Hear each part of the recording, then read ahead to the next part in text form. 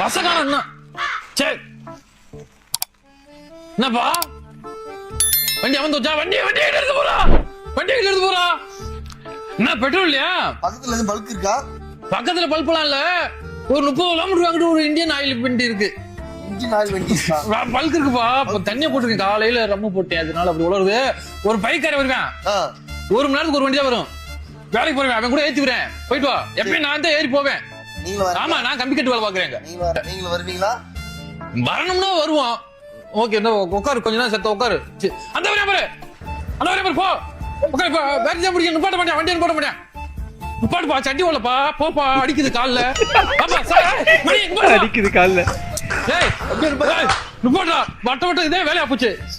எனக்கு நடுவில் உட்காந்து வாமிட் எடுத்துருவேன். என்ன முன்னாடி சீட்ல உட்காந்தா வாந்தி எடுத்துருவேன்ற மாதிரி சொல்றீங்க? சரி, உட்காந்து போவோம். என்ன செய்யுது? எனக்கு இதான் அன்னைக்கு சட்டி போடல. ஆமா, இன்னைக்கு ஏதோ ஒரு சோதா இருக்கு. போன உள்ள வைங்க, பஸ் குத்திக்கிட்டே வருது. ஏய், உதவி தானே பண்ண வந்தேன், நான் கொத்த நாள் வேலைக்கு விடு.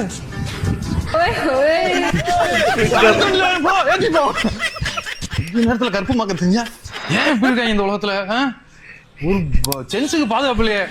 பெட்ரோல் வாங்கிட்டு வரதுக்குள்ள வேற வண்டி பிடிச்சி கிளம்பிடும் சார், ப்ளீஸ்.